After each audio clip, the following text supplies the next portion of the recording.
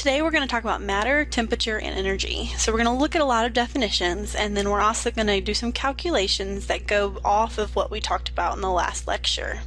So to begin with, what is the difference between microscopic and macroscopic?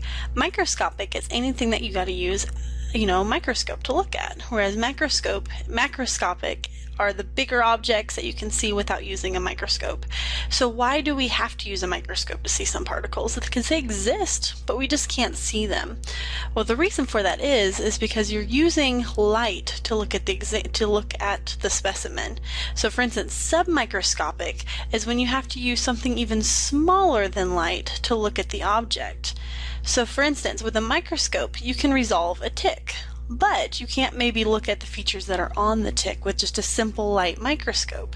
And the reason for that being is a microscope can't differentiate any two objects if there is less than 200 nanometers between them. So features that are smaller than 200 nanometers, you can't use light to probe them. And so in this case, with the ticks, you used electrons to probe them. And so since electrons can get you down a lot smaller than the visible light range, you can really start to separate things more than just simply the microscopic level, and that's why it's called submicroscopic. So you've got submicroscopic are those that you probe with microscopes that use electrons, or similar things that are smaller than the wavelength of light. Microscopic are things that you probe with a light microscope where you use light, and so pretty much anything 200 nanometers or bigger, but less than what we can see with our eye. And then macroscopic are things that we can just see with our naked eye. On the left-hand side, you've got human immunodeficiency virus, HIV. That's also most viruses are small features, and so you have to use electron microscopes to look at them. All right, some more basic definitions. The atom is a fundamental building block of matter. So anytime you look at your periodic table, that's what you're looking at up there. Those are elements. And so every element is composed of atoms, whereas molecules is a combination of more than one atom linked together. Notice I said more than one atom. They can be the same atom, they can be different atoms. They're going to be called a molecule, whereas a compound is more specific. If you have, like, for instance, two oxygen atoms linked together, that's a molecule, specifically called a diatomic molecule, but they're not considered a compound, because a compound is a combination of more than one atoms of different elements. So really focus in on that different elements part. Those will be linked together and to form a compound. So we got atoms, molecules, compounds, and then also the elements that we've been referring to. Now, additionally, let's talk about mass, matter, and weight. Mass is the resistance to acceleration, or how much matter an object contains regardless, and basically that's always going to stay the same regardless of location. So these are kind of the two definitions that you will see for mass. Resistance to acceleration, so how much force you have to apply to get that mass to move, or how much matter an object contains. Okay, so what's matter? Matter is anything that has mass and takes up space. So mass refers to the resistance to acceleration, and then space is going to be like how much volume something contains. So matter is anything that has mass and takes up space. If you're missing one of those two parts of that equation, mass or space, it's not matter. Weight is the gravitational force exerted on an object. So while your mass does not change, your weight can change depending on how much gravitational pull is surrounding that object. For instance, in the picture A that you see here, your mass might be 1 kilogram on Earth and your weight would be 2.2 pounds. If you go to the moon, your mass stays the same, but your weight decreases because you don't feel the same force of gravity, because gravity is coming from Earth's gravitational pull, whereas the moon is much smaller, so it doesn't have nearly as much of a gravitational force on you. Additionally, you still feel the force from the Earth, but you're so far away that that force is diminished. It's sort of like a magnet. If you bring two magnets close together, they don't really start to feel the magnetic pull from the other one until they're much closer. And so that's the same way with gravitational force. Distance plays a key in it. And then if we go to part C, your mass is 1 kilogram and your weight is actually 0. Why? Because if you're deep in outer space, there's not a lot of objects there to exhibit a gravitational force on you. And so you don't feel the force, and so you don't have any weight. And so that's the easiest weight loss program. Just go to space, your weight will instantly turn to nothing. Okay? All right, so let's look more at density then. So as we mentioned before, matter is anything that has mass and takes up space. So density really lets us look and classify matter. So density, you can either give it the symbol of a rho, which is what you see that looks like a little Greek letter P here, or just a capital D. You'll see it as either. It depends on the textbook. And mass is given the symbol of an M, volume is given the symbol of V. Remember, volume is just a way of classifying the space an object takes up. So the equation that we use is density equals mass over volume.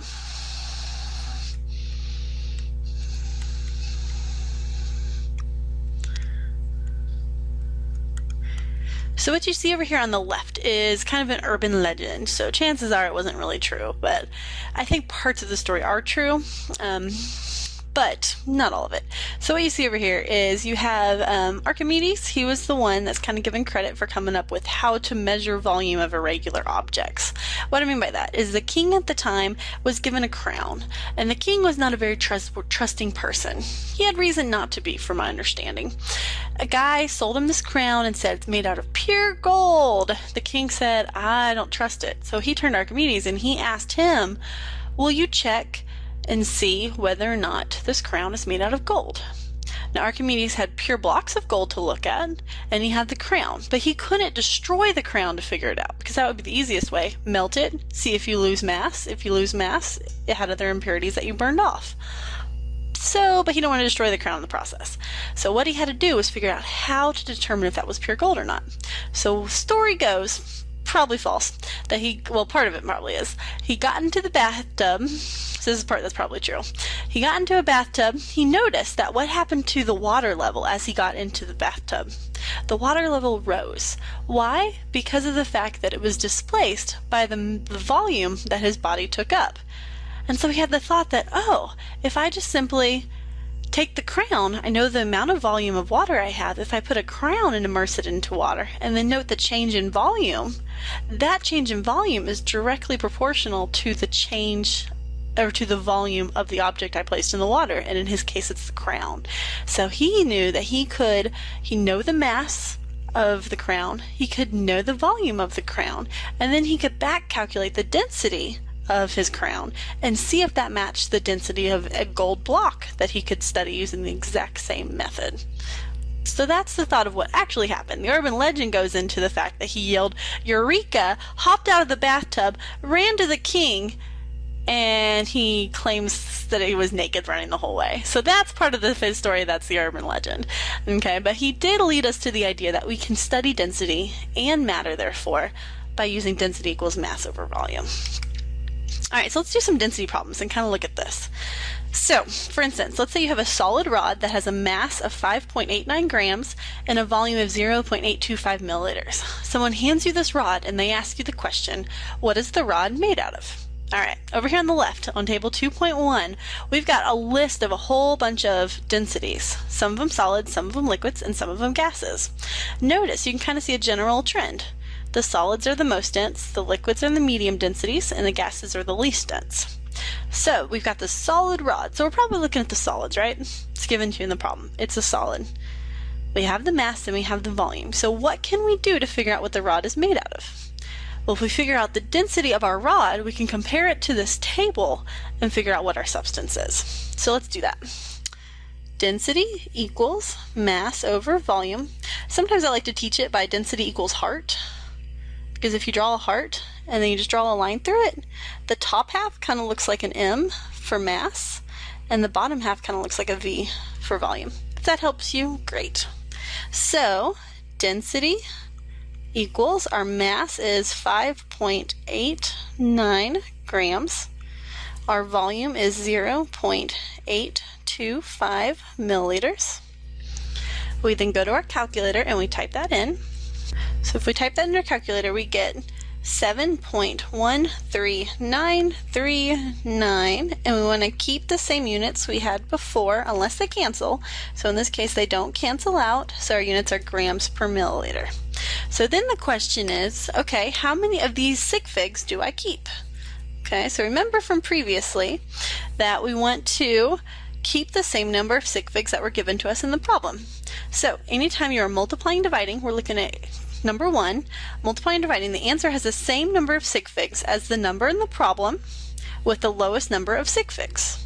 So if we come back here to our original problem, there are 3 sig figs in that number, and there are 3 sig figs in this number, because remember, zeros before the decimal place are not considered significant. So if there are 3 sig figs in the first one, 3 sig figs in the second one, they have the same. So our answer should have 3 sig figs. So when we report our density is 7.14 grams per milliliter. So then, we still haven't answered the question. What is the rod made out of? So if we come over here and we look for something that has similar to 7.14, we found it over here. So what is our rod made out of? It's made out of zinc. Okay, and this is kind of the typical way to do a density problem. You'll be given mass, or volume, or density. You'll be given 2 of the 3, and you'll be asked to solve for the third one. So kind of get used to just using any one of the 3 variables and going back and forth. We're going to do a couple more problems. Okay, so remember, this was the first rule for using the sig figs, is that the answer has the same number of sig figs as the number in the problem with the lowest number of sig figs. We're going to go to number 2 later on when we talk about temperature. So here's another problem. You have a solid gold block that has a mass of 12.8 grams. What is the volume of the block? Alright, so remember before I told you I'll give you 2 of the 3, but I only gave you 1, right? So if we write down all of our variables, mass is 12.8 grams. Volume, do we know volume? No, that's what we're asked to solve for. So I'm going to put a question mark. What about density? Density isn't given us in the problem, or is it? So it says you have a solid gold block. So if it's a solid gold block, what's its density? Come over to our table, find gold, go on over to the density. So our density is actually 19.3. And what are our units? Because units are important. So our units are written up here, grams per milliliter. Alright, so remember, density equals mass over volume. So what does volume equal? Multiply both sides by volume. That causes them to cancel out over here. So now we have volume times density equals mass. Now we got to divide both sides by density. And we end up with volume equals mass over density.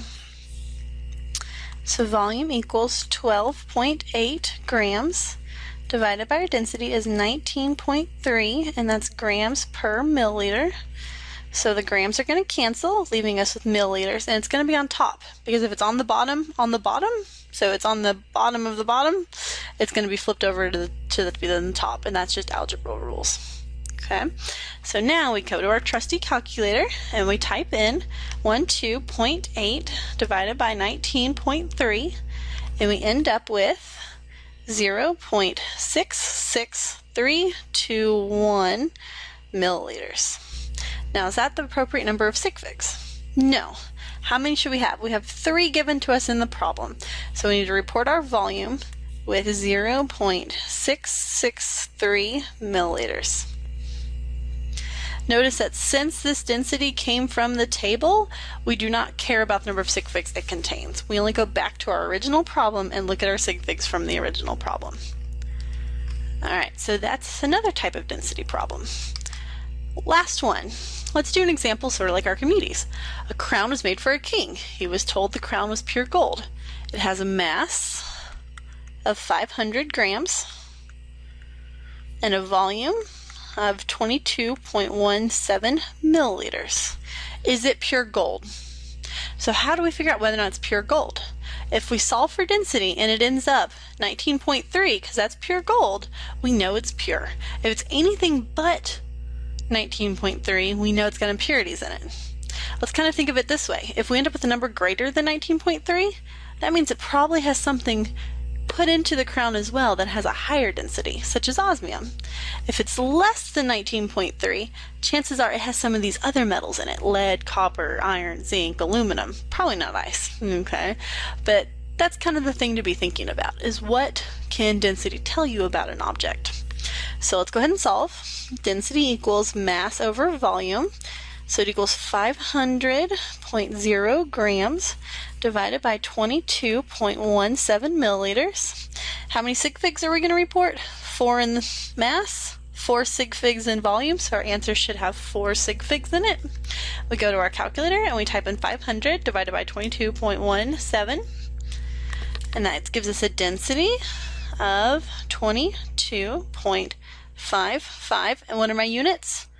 Do the grams cancel? Nope. Do the milliliters cancel? Nope. Grams per milliliter. All right. So what do we think? It's got to have something even heavier than osmium in it, so it's not pure gold. Is it pure gold? No. Okay. All right, so that's how you do the density problems. You find two variables that you know, use it to solve for the variable you don't know. Then you look at your units, see how the units cancel out, and you also look at your sig figs and see how many sig figs you should report for the problem. Okay, so let's go on and look at some more definitions then. So energy. Energy is the capacity to do work.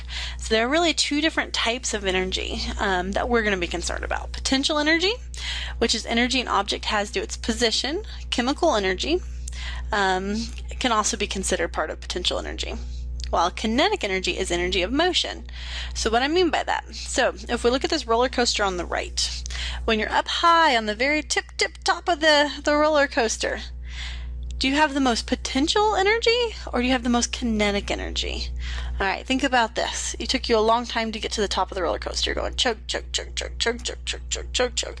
You get to the very tip top. There's always that momentary pause, whereas all of that energy that it took to get you to the top is now stored in the height of the object, because now you had, energy being used to pull you to the top, but now all the energy is stored. And what happens as you go over that hill and crest the roller coaster top? It all gets converted to kinetic energy. And so basically at the top, your kinetic energy is low, but you know what's high? Your potential energy. At the bottom of the roller coaster then, your potential energy is low because you don't have a lot of energy stored in your height, but your kinetic energy is much higher now. So kind of the idea is these kind of energies can easily be transitioned from one form to another. Okay, if we look at, for instance, the candy bar down here, this is energy that's stored in the chemistry of the candy bar. So it's got a little bit of cocoa, which has caffeine, it's got some sugar, wonderful, wonderful stuff. That energy is being stored inside the bonds of that substance. When you eat that energy, what happens? Your body digests that and turns it into an energy of motion that you can utilize to move around, run around, have fun. Okay, so that's kind of another type of energy transition. So that's the chemical energy, which is the potential energy of the candy bar being converted into an energy that you can use to move and go about your daily business. So kind of the way that some of the math that's involved in energy is when we look at just simply like the nutrition facts that are reporting here. What you see underneath the serving size is the number of calories that are in that candy bar. Excuse me. So the calories in that candy bar are reported with a big C. Notice that big C for calories. So that tells you the units are a big C calorie.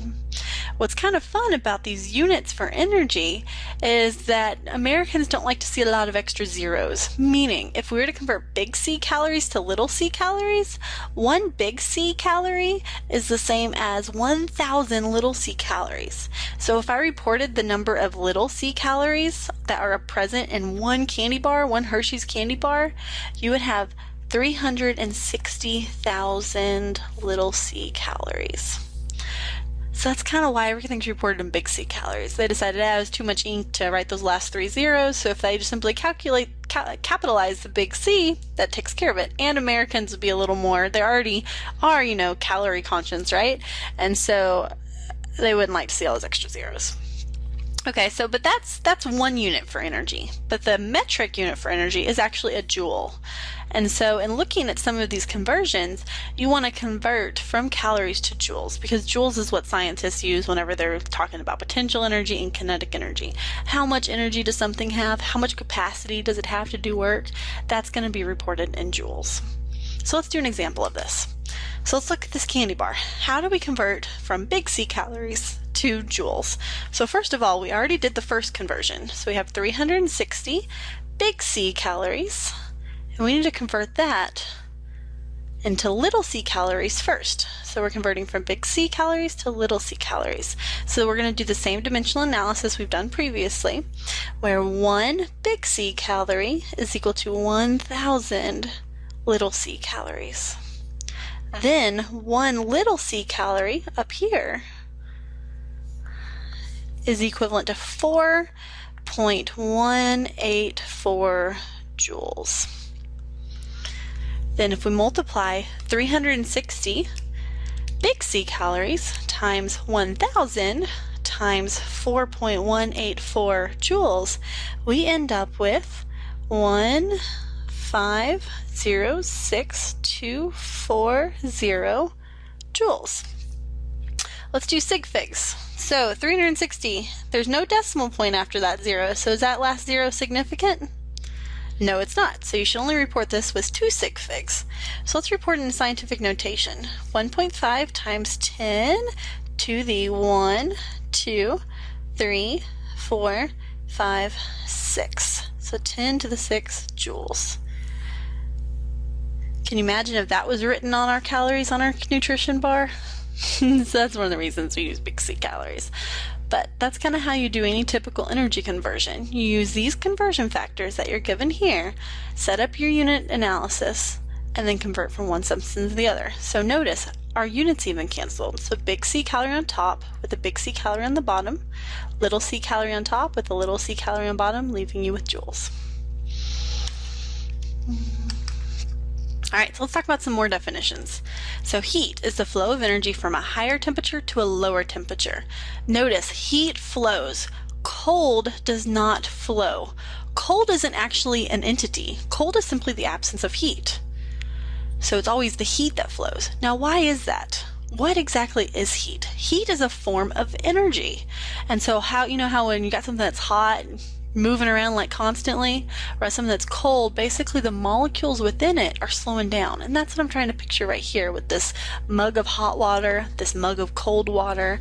Your molecules, whenever they're hotter, they're moving around because they have a lot of energy. That's heat. When you cool them down, they still have heat. It's just the heat is a lower amount of heat. And so they move around a little bit slower.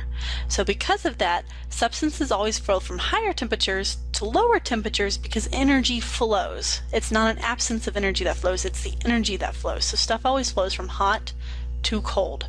So notice whenever you burn yourself, what's actually happening is all of that energy that's stored in that hot substance is quickly being transferred into your finger, and that's what causes the burn. The energy needed somewhere to go. Your finger wasn't really set up to absorb the energy. It burns your cells. Okay, so that's heat. Heat is related to energy. But now temperature is how hot or cold something is in relation to a standard. Note here at the bottom, temperature is the average amount of energy in a substance, not the total amount of energy.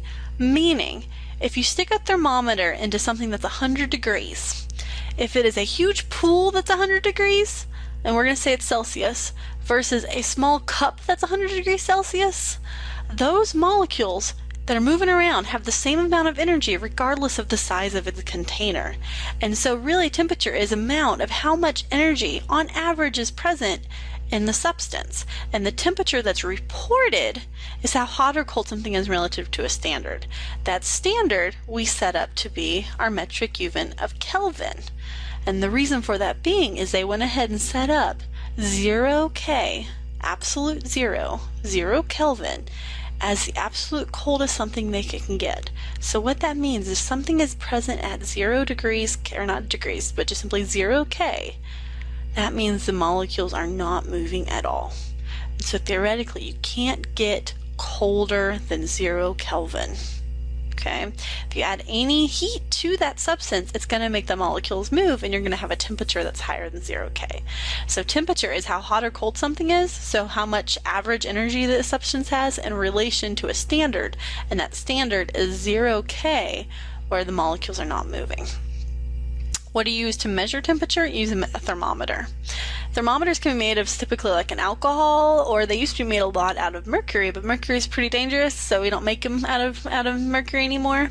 But the idea here is that liquid either expands or contracts based on the temperature of the substance it's placed into. It's calibrated before it ever leaves the store or the factory where it was made. Those marks, they basically took and they said, okay, at 80 degrees, let's see how much this mercury or this alcohol expands, and they put a mark there. And so all of those marks are directly related to how much the specific liquid expands or contracts. And so that's kind of how our thermometers work today, is as the liquid is heated up inside of it, it starts to expand and it raises up the tube. As the thermometer is cooled down, that liquid inside of it starts to contract and it goes down in the tube. Okay, so let's talk more about how this temperature is the average energy in a substance. So yes, it is measured with the thermometer, but let's look more at this bottom picture on the bottom right-hand corner. Let's blow it up. So if I were to ask you the question, how does density change with temperature? What would you tell me? All right, so density is the amount of mass per volume or space. So I like how this kind of separates it into squares. All the squares, basically 3 squares, each one having about the same volume, but within that you've got solid, liquids, and gases. So if I were to ask you which one has the most mass per given volume, ooh, thank you, sorry, bless you. All right, so if I were to ask you which one has the most matter per given volume, or the most mass per given volume, what would you say? Okay, well, let's count the number of atoms in a gas. 1, 2, 3, 4, 5, 6. Looks about 6.5. So we got about 6.5 atoms. If we were to count our liquid, woo, a lot more. 1, 2, 3, 4, 5, 6, 7, 8, 9, 10, 11, 12, 13, 14, 15, 16, 17, 18, 19, 20, 21, 22, 23, 24, 25, 26, 27, 28, 29, 30. Okay, so approximately, we'll go with 40. And then solids, probably approximately 80. Whoops. Okay, so which one is the most dense then? Because remember, density equals mass over volume. So as you've got a solid, you've got about 80 on top, liquid has about 40 on top, and gas has about 6 on top. So if we kind of think of it that way, our gas is our least dense, and our solid is our most dense. And that's just going to be true with pretty much everything. As you increase the energy of a substance, notice it says heat added, those molecules start bouncing around and moving. As they're bouncing around and moving, it's going to cause them to separate from each other. So once they hit the gas phase, whoo, now they're going like crazy. They're bouncing around non-stop, not leaving a lot of room for them to be pushed together and really close. Okay? It's sort of like if you go somewhere that's super hot. Whenever you start sweating and smelling kind of bad, you don't want to be close to other people. Think about atoms the same way. The hotter they are, the smellier they are, so the more space they want between them, so therefore the density is going to really decrease. Whereas if it's a solid, it's nice and cold. Say you're stuck, out backpacking, camping, and you're trying to get warm, you huddle in really close to each other and huddle in really close to that fire. Okay, you basically get more and more packed. Now, so for the most part, the general trend is solids are the most dense, and then liquids, then gas. Now, water's special, and we'll talk about water. There's actually a small point at which you actually have solids that are less dense than liquids, but that's a specific point. So for the most part, this general trend works, where you go solid, liquid, gas, most dense to least dense. You add heat, you make a substance less dense. Notice too, when you go from a solid to a liquid, that has a term, and that term is called melting. Whereas when you go from a liquid to a gas, it's evaporating. If you go back from a gas to a liquid, it's condensing. You're removing heat. You go from a liquid to a solid, it's freezing. Okay, so each step of these has a name. If you're to go all the way from a solid to a gas, do you know what that's called? Sublimation. And if you go from a gas all the way to a solid, that's called deposition. You're depositing your gas onto a substance. And basically what happens is you're removing the energy all at once. Basically, if you shoot gas at something that's stationary, that gas will slam into the solid substance and it'll lose all its energy all at once. and it's going to be deposited and turned into a solid. Rest sublimation is the opposite. And so say you've got a solid like ice up, this happens a lot in mountaintops, and it goes immediately, because there's so much energy coming in, it goes immediately from a solid to a gas. And so basically a lot of the water is basically vaporized immediately from the ice. All right, so that's just kind of the things to think about. How is temperature related to energy? How is energy related to density, and vice versa? All right, so now let's talk about temperature conversions. So the main units for temperature are Kelvin, Celsius, and Fahrenheit. Scientists use either Kelvin or Celsius, but America likes to report temperatures. How hot is it today? 70 degrees. If that were 70 degrees Celsius, we'd be pretty miserable. So we got to convert, and we got to figure out what these reporters are referring to when they're talking about 80 degrees, nice sunny day. And we can turn that into Celsius, or vice versa. If you're used to thinking in, Fahrenheit, then you can convert that to Celsius. So we can use all of these equations up here at the top to convert from one to the other. Now notice, all of our conversions so far have been used involving multiplication or division. We've got some addition and subtraction in these equations. So with Kelvin, you've got degrees Celsius plus 273.15. Degrees Celsius is 5/9 times the product of Fahrenheit minus 32. And then degrees Fahrenheit is 9/5 degrees Celsius plus 32. So with these, you really got to work to keep your sig figs straight. And so you have to look at your original number and then decide, are you adding or subtracting, or are you multiplying or dividing? So let's do some examples. So first of all, before we do the examples though, let's look at number 2. So this is the rule for number 2. If you've got sig figs in a calculation for doing adding or subtracting, your answer has the same number of place values as the least precise measurement in the calculation. I do suggest underlying sig figs each step of the way so you can keep them straight throughout your calculation. So what I mean by that, let's say you've got 301 plus 1110.1. Let's line up the place value. So I do suggest doing it in arithmetic in a way like you might have done in grade school. So line up the values and then add. So 311.1 would be your answer. But your sig figs, you go with the least number of place values. So this 1 is the least precise measurement for the 301, and the 0.1 is the least precise. But you go with the place value that is most to the left. So whenever you're going most to the left, you can't have a tenths place because 301 does not have a tenths place. So you can only go with your last number can only exist in the ones values. Your answer for this would be, if you have 301 plus 10.1, your answer is 311. Let's do another example. 0.056 plus 1.00. If we add those up, we get 650, so 1.056. If we look at our place values, 0.056 has tens, hundreds, okay, then basically 10,000s here of place, and then the 1 has to the hundredths place. So the hundreds place is the place value to the left, so it's the least precise of the two. So that means we can only keep a digit in the hundreds place. We can't have one in the thousands place. Okay. So, and sorry, I called that a 10,000ths earlier. I meant to say thousands. Okay, so what that means is we need to round our number. So our correct answer on this one would be 1.06. All right, let's do some conversions. So for converting between Kelvin, Celsius, and Fahrenheit, you can pretty much just make this table and just practice back and forth. So practice converting from Kelvin to Celsius and Celsius to Fahrenheit. Notice you've got to convert to Celsius first before you go to Fahrenheit, and vice versa. There is algebra that takes you directly from Kelvin to Fahrenheit, but it's basically using the conversion to Celsius in the middle. So I suggest always going, if you ever know to go from Kelvin to Fahrenheit, go to Celsius first, then go the rest of the way to Fahrenheit. All right, so Kelvin to Celsius. So Kelvin equals degrees Celsius plus 273.15. So degrees Celsius equals Kelvin minus 273.15.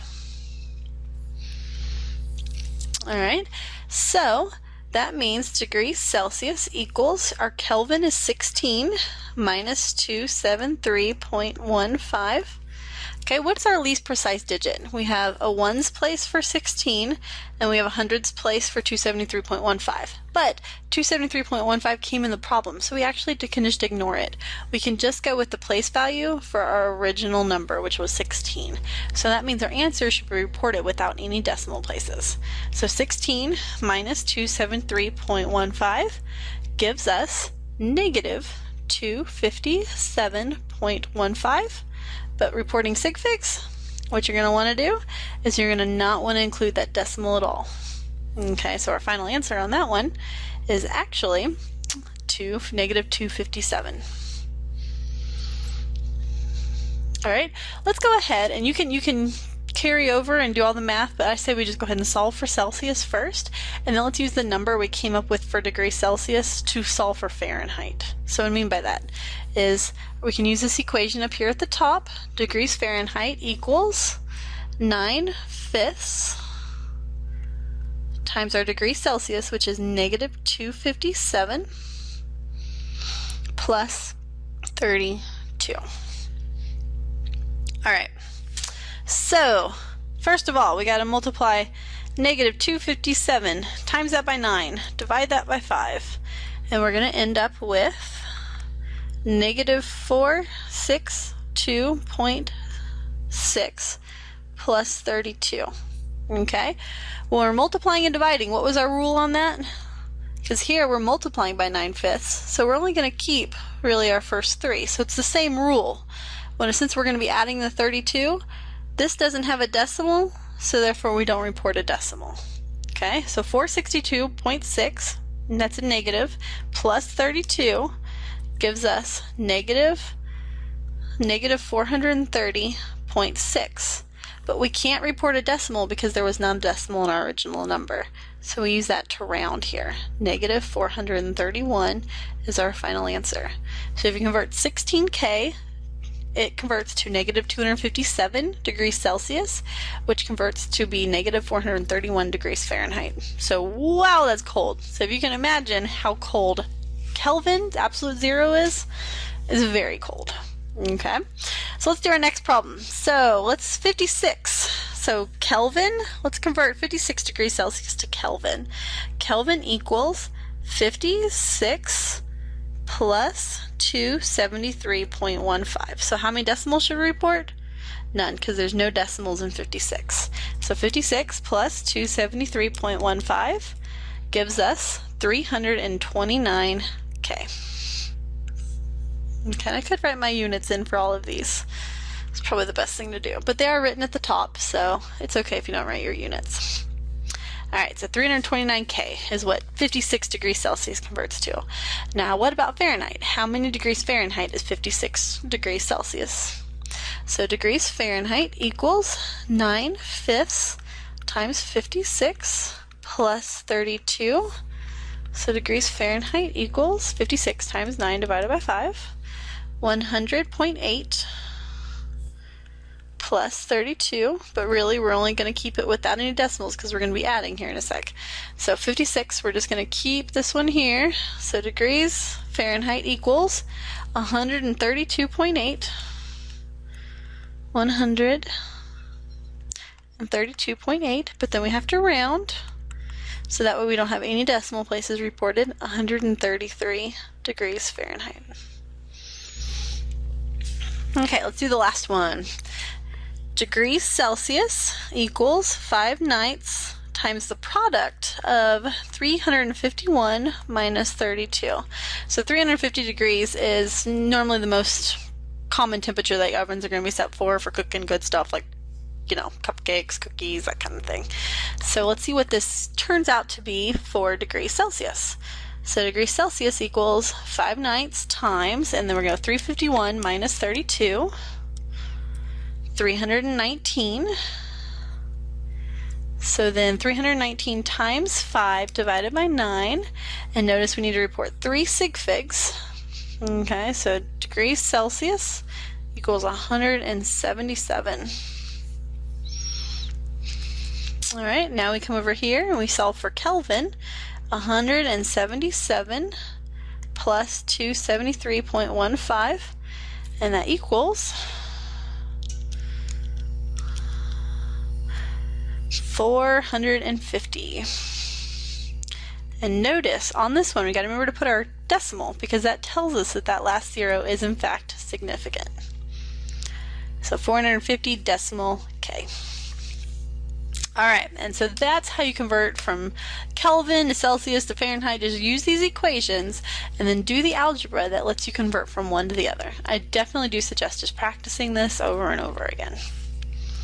Alright, so kind of to recap from today, matter is anything that has mass and takes up space. Then you can use density to help explain how much mass exists in a volume, and also to help explain how it varies with temperature. Energy is the capacity to do work, while temperature describes that average energy of a substance. Not the total amount of energy, but the average amount of energy within a substance. You can convert between units of temperature, so talking about Fahrenheit, Celsius, Kelvin, you can convert back and forth. And then also it's important to report the correct number of sig figs at the end of a calculation. And to determine that, you either add or subtract. You decide whether you're adding or subtracting, in which case you go with the least precise number, aka the number of decimal places, or if you're multiplying and dividing, you go by the lowest number of sig figs.